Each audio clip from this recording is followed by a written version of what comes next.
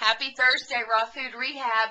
We are continuing on today with the topic that we started discussing yesterday, and that is the tough subject of addiction.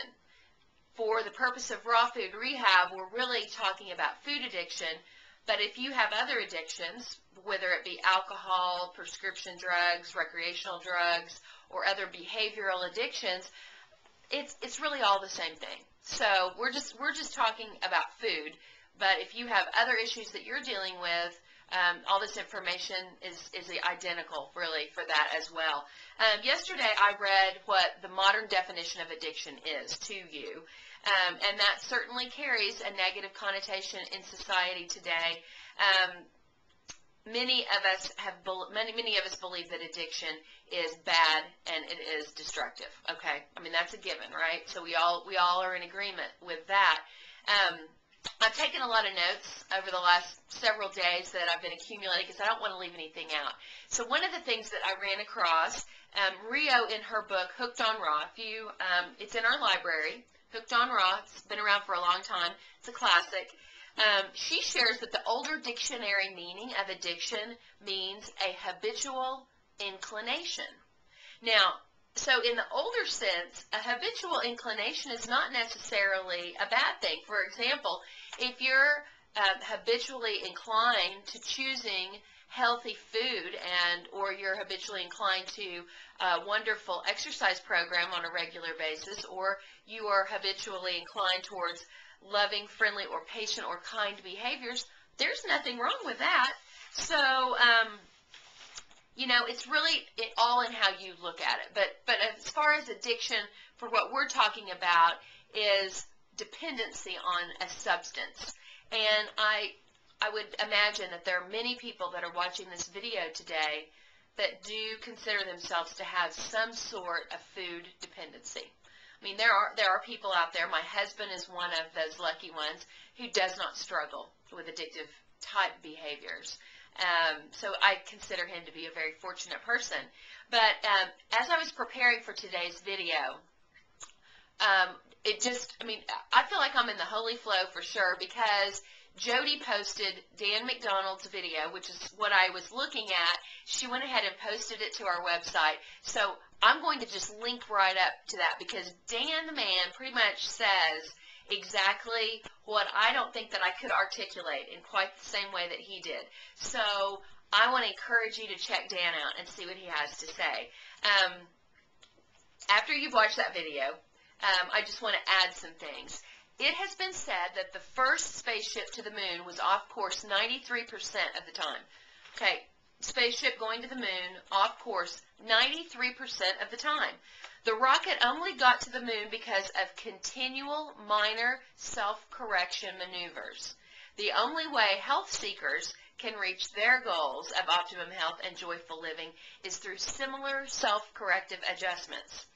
And behavior modification is something that maybe you've heard that term before, but it actually bypasses critical thinking. And that's critical thinking is you and I both know that it's not in our best interest to go polish off a pint of French onion dip and Wavy Lay's potato chips. I mean, we know that in our mind, right? But actually changing that behavior is a whole nother thing.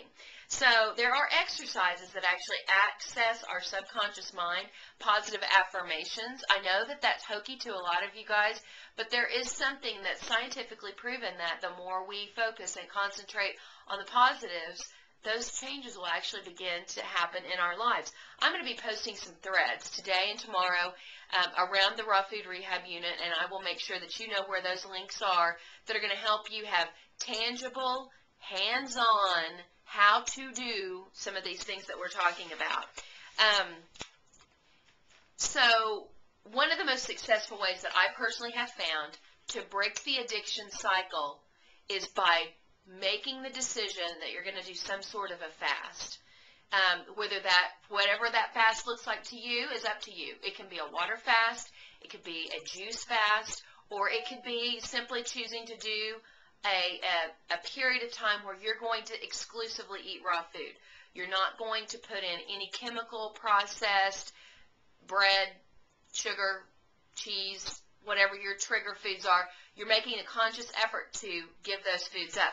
Now, it does set your reset button, I promise you, because I've done it. It seems to take control of your flesh. It seems to tame that beast, that relentless beast that lives inside of you that's constantly drink, eat, Cheetos, whatever the beast is telling you to do. You know that beast. I bet you do. You know the voice of the beast. It quiets and tames that beast when you make the decision to stop the behavior and to do a feast. Now, the beast is fueled, just so you know, the beast is fueled by chemicals in your food, lack of nutrition in your food, your toxic emotions, and spiritual emptiness. Which takes me to my last point. Anyone can fast and break the cycle of addiction. I've done it. I did a 92-day juice feast last year. If I can do it, anybody can do it. I'm not saying you need to do it for 92 days. That's pretty radical. But anybody can do it. Now, here's the problem. In your own strength, if you break the cycle and you go back to life without making some of the changes that we're going to keep talking about, going to talk more about them tomorrow, if you try to just do it by white-knuckling it, by willpower, or doing it in your own strength, I can promise you the demon, the beast, whatever you want to call him or it, is going to rear its ugly head again. So that's some of the stuff we're going to talk more about tomorrow. We've got to address what these core issues are that keep us in that downward spiral, keep us on the roller coaster ride.